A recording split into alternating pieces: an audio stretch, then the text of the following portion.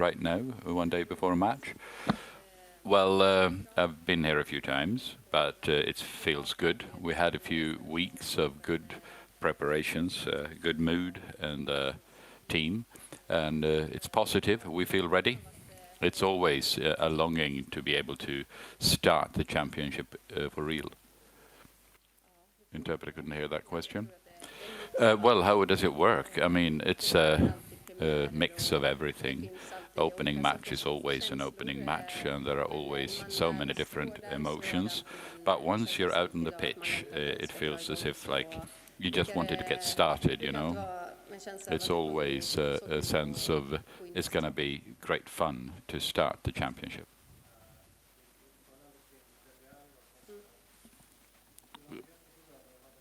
Before Peter took over, you had difficulties winning the opening match. Now, since he took over, you've won 3 out of 4. What do you say? So, well, that's a good recipe by Peter, but it's nothing that we think about. I think our national side has developed enormously, and after Peter took over, we've become more of a playmaking team. We have the courage to play more fun football, more intense football, if you like. And I think that that particular aspect is the difference because we have developed as a national side.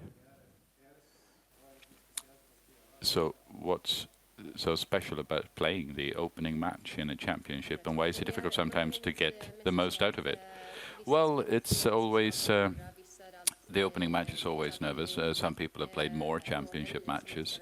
There are always a few new players who've never been in that situation before, and I think that it is there's so many different emotions. It's like a whirlwind of emotions when you play the opening match. But and I have played so many different championships. It's always something special, and you do get overwhelmed sometimes with emotions. But you do feel that because it means so much to you, and at heart. When once we get started, you know, it's a sense of pride and a sense of longing to get into the championship. Along the same lines, really, this question. The fact that you did play Denmark quite recently and beat them quite considerably, how would you say that affects the plan before this match versus the World Championship 2023, and we met South Africa in the opening match, a country that you don't play very often? What's the difference? Well, like you said, we've played Denmark so many times before the match tomorrow, and we know one another quite well, two sides who are familiar with one another. And yes, we won 6-1 last time, but that's not going to matter at all tomorrow. That's the attitude that you have to get into the match with. We're going to have to keep putting pressure on them even higher up in order to win against them, because historically every time we meet Denmark it's incredibly tough matches, very evenly matched. We go into this match knowing that we have to perform in order to win. There are plenty of your teammates who said they tried, but maybe you listen to Marika more than you listen to anyone else. Is she trying to convince you to continue playing for the national side? Does that have an effect? Well, Marika is Marika. We're very close. We do speak quite a lot, and she has made it clear that she does not think that I should quit. But as I said, before an opening match like this, I've had to focus on that and not provide an answer to her request. But she's lovely. We'll continue with Lisa then here. It's not just an opening match, but perhaps also your 200th appearance for the national side. What do you think about that? Oh, I didn't want to think about that beforehand, because there's been a long run-up to this, and a lot of things can happen, and it's going to be tomorrow now. So it's going to be special, very special. It's an enormous sense of pride.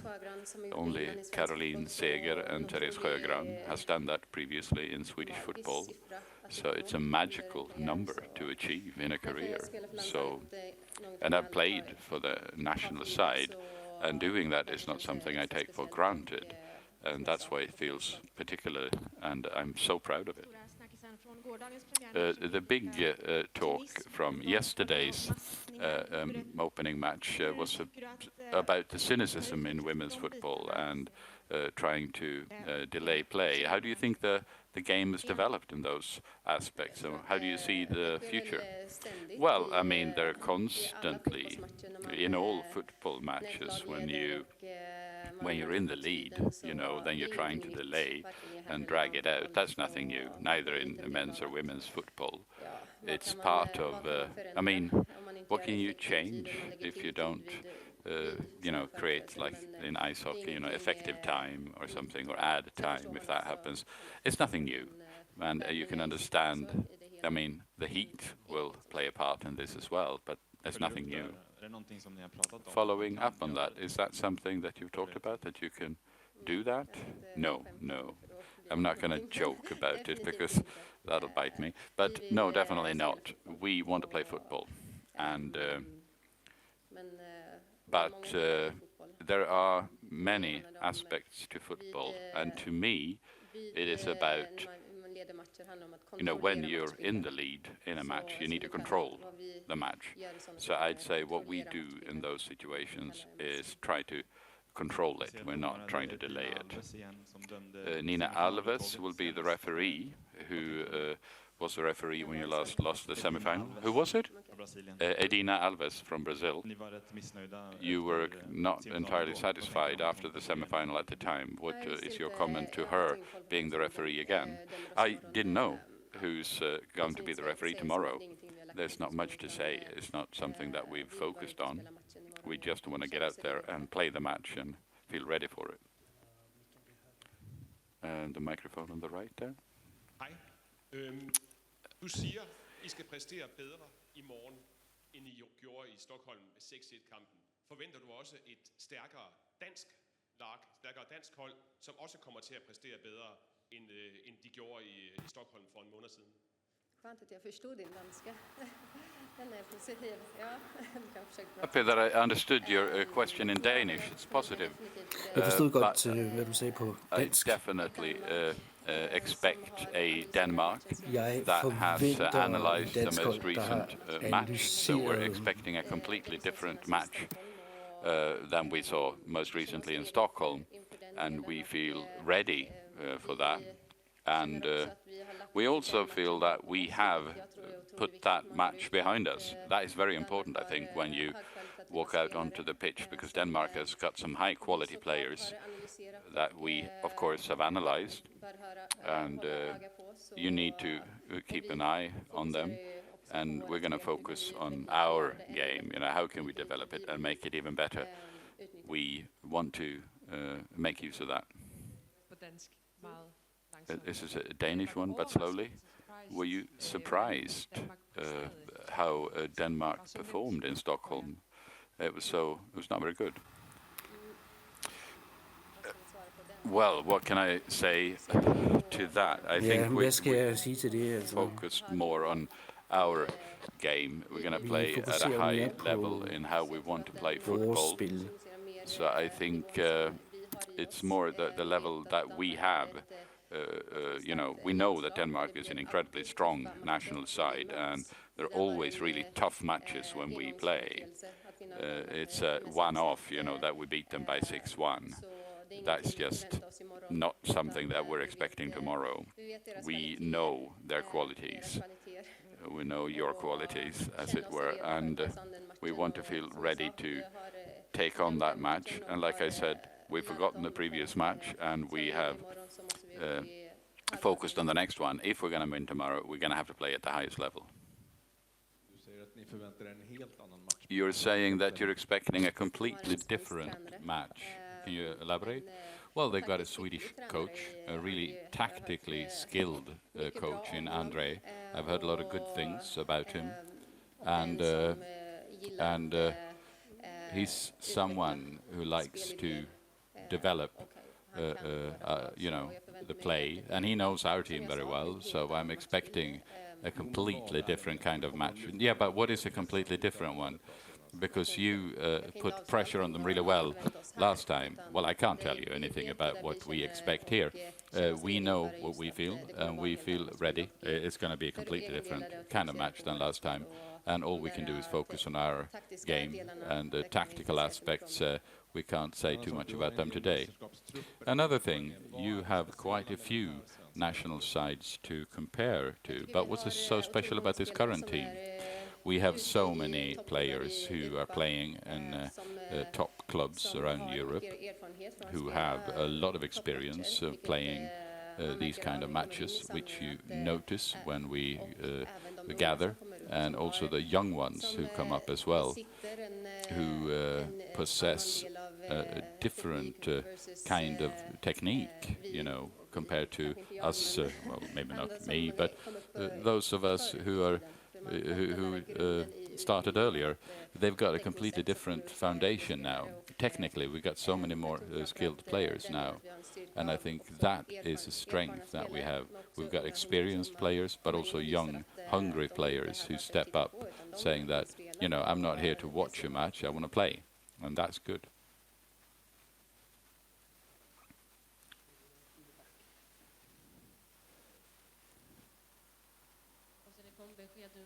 Well, we heard that Fridolina Rolfö, and the interpreter is losing audio.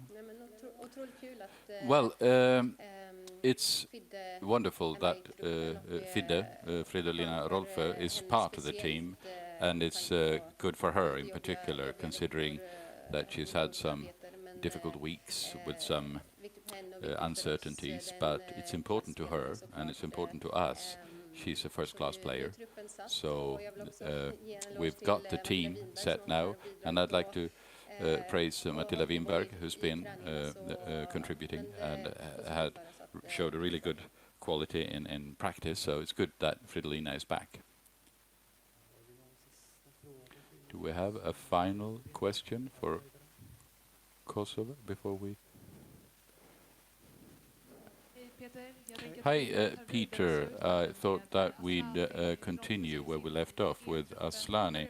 You included Rolfö in the team. Can you tell us about her? Well, I mean, it's been a very long story, but when we set the team, our medical team was of the opinion that she could play, so that's what I based it on. And there's been a long journey with rehab, and the medical team has done an enormous effort. So we said yesterday that, yeah, she will probably be able to train today. And when I heard about that she'll be able to participate, that was an indication yesterday when we included her in the team. Unfortunately, that means that Winberg, who was informed about this, will have to be left out, but yeah. You've been very clear about how much Rolfö actually means to you as a team. Can you tell us about the feelings when you got green light from the medical team? Well, there are things such as, you know, things that I see that others might not. But Janogy played most recently now, and and Fridolina is talking to her, instructing her. So sometimes you feel as a coach, I don't have to get involved in that. With the experience that Fridolina has, it's better that she talks to Janogy, who's used to playing in that role. It's not that she's just a good player. She's an excellent person and an excellent leader. And of course, if you can combine all of that on the pitch, you know, for as many minutes as possible, but even before stepping on the field, she's played a very important role, particularly for Janogy, who played in that position. So she's a very important person, player, and human. And how about Madeleine? How did she take it? Well, of course, it's sad, but it's a conversation you have to have. In the most recent World Cup, we had the same with Giulia Zigotti, and these are tough conversations to have. And it's for the players, definitely the hardest. And of course, it's a conversation that I don't think are the most fun. but you have to do it, and this is the world as is. We're going to win football matches trying to advance as far as possible, and those tough decisions, emotional decisions, are something that you have to do.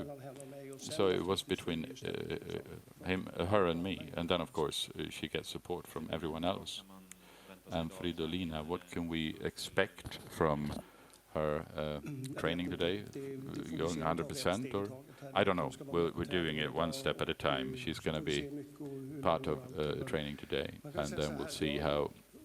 I mean, I could say whether I work for the national side or in the club, I have never, ever contradicted a medical team who said that the situation is what it is. But on the same side, I've never had a player who says that. So I always check with players, and I'll know after practice today, and then we'll talk to the medical team and Fridolina and see what the plan is going forward.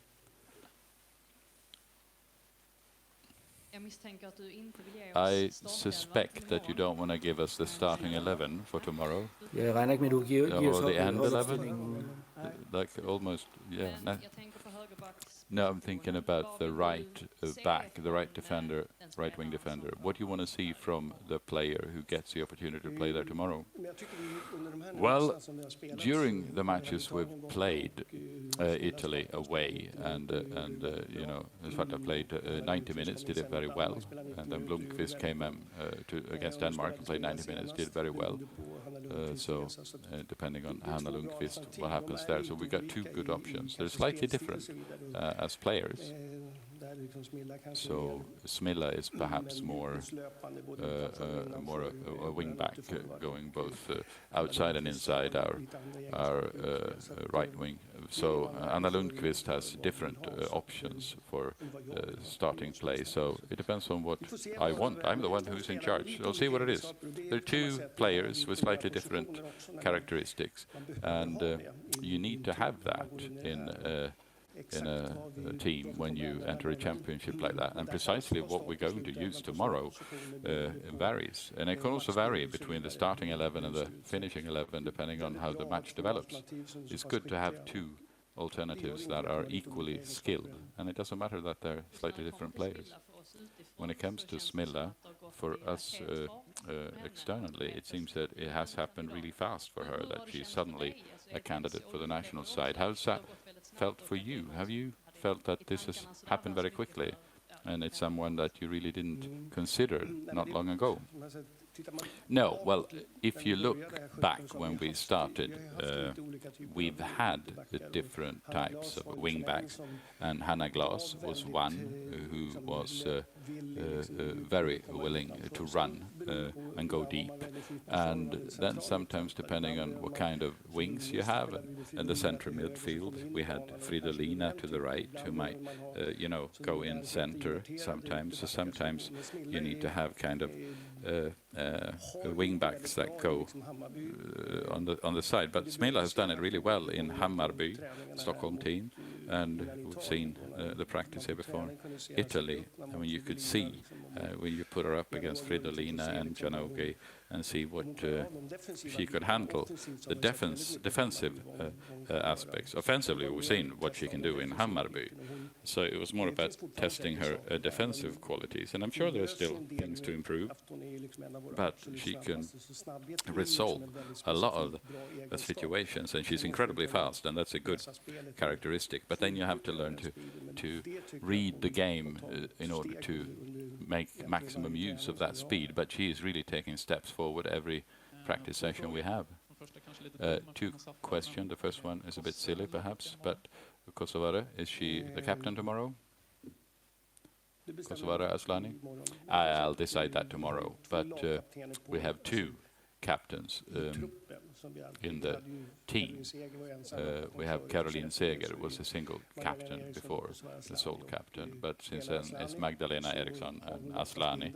So if Asllani plays, she often is the captain. That's what the situation has been. So that's going to be tricky. You're going to have to guess.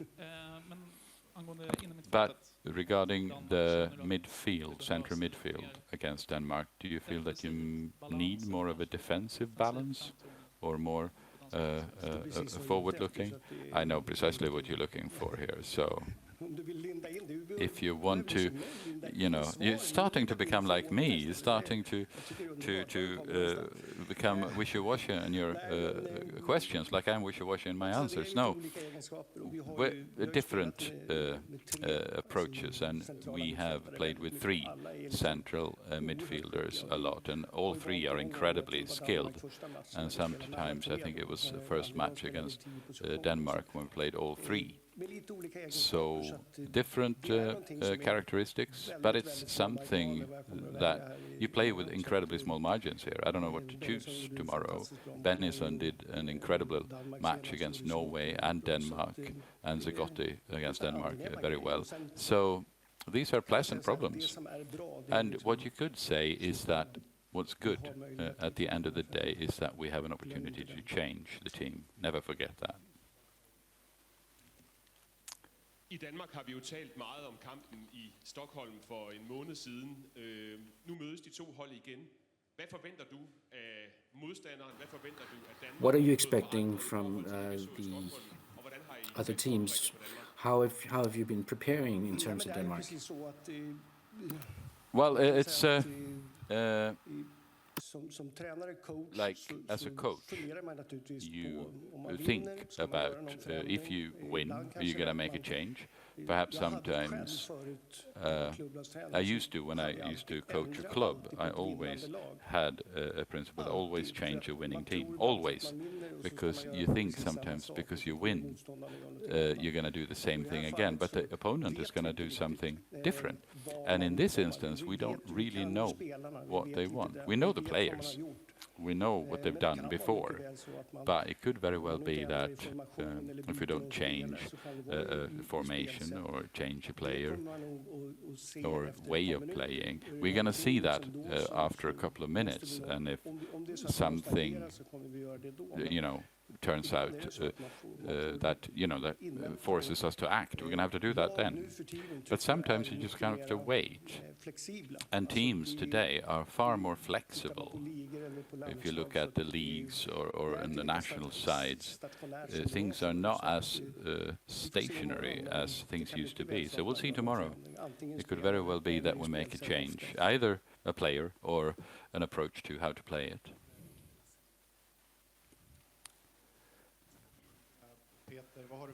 Peter, what is your relationship to opening matches at championships? Please feel free to serve us today's anecdote.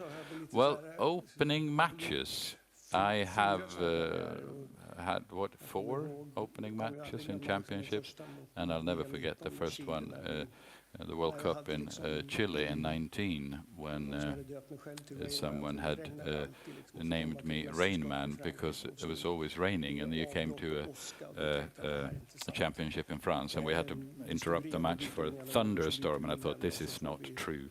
And we've eventually won that match by 2-0. So opening matches are tricky. We had one against the US when we didn't know what kind of formation we were going to play with, or I decided, but I listened to Jan Andersson, which he thought as well. And then we went out and won against the US in a very good match. The Netherlands 1-1. That, there were other things. COVID was coming in, and the World Cup. We had huge problems with South Africa, with Katlana, who's one of the fastest players. So these first few matches are kind of particular. I feel that we have become better as the tournament goes on. So I hope with the preparations we've had that we can be a little bit better in the opening match than we have been in both the most recent World Cup matches and perhaps also in the most recent European Championships. But there is another team on the other side, and it's Denmark. So how's this opening match for you, emotionally speaking? This is the last opening match with this team. I thought about that actually, and it's going to be emotional, I think, at some point when Sweden plays the semi-final against Spain. Then I'm going to wonder, where the hell am I? And then I'm not there. Then I might not understand it until then. I don't know. But right now it's just football. Kosovare Asllani said in Aarhus that out of the 3 coaches she's had for the national side, you're the one who has had the most influence over the team. What are you most proud of when it comes to the match play? What have you developed? That's very difficult to answer the day before an opening match. You're talking about myself, but since you're talking about Asllani, she was an important part for me from the club that I came to. I was trying to find a number 10, a really skilled player, and she played more defensively on the left-hand side, but offensively she was going to step up in the center, but she didn't always have the time, and that was one of the first demands from Lotta, some who said that and from that we've continued with that. So it's more in our way of playing football. We made slight changes, but on the whole, we've been a really difficult team to meet, when it comes to counterattacks, and we've maintained that. And that, I think, is the most important part. Players want to go on the offensive, and I think the coaching team has contributed to that. Pia Sundhage was quite upset about yesterday's opening match, about delaying and cynicism in play. What do you think about that kind of behavior? Well, I mean, I watched the matches, but it wasn't, if you don't have any feelings for either team, you might not care so much about it. But there are 2 things that I felt, yourself, you used as a throw-in, for example. It's up to the referee, I think. If, like Iceland, the way they played yesterday, and they have someone who can throw it 80 meters, of course, if she takes 10 meters every time, she's going to get 10 meters longer. So the referee's going to have to keep an eye on that. And then you have the extra time. I still haven't really understood that the 4th ref just has a clock, and you stop it every time, and you look at it, and it says 8:40. Then you play 8:40, and then you take it down. And if there's a new interruption, you stop it again. I don't understand why we haven't come further in that regard. It's just football and then bandy in Sweden. Is that a sport you play in Denmark? Bandy? Yeah? A little bit, yeah, okay. No, they're the only ones who have this. There are a few others, but basketball, ice hockey, all of those, you stop the clock, So I feel that it's a really a rules issue that you use that properly. If you talked in the team about taking tactical... No, we've never done that. No. If someone were to do that, yeah, okay, but I don't know if we've ever done that, really.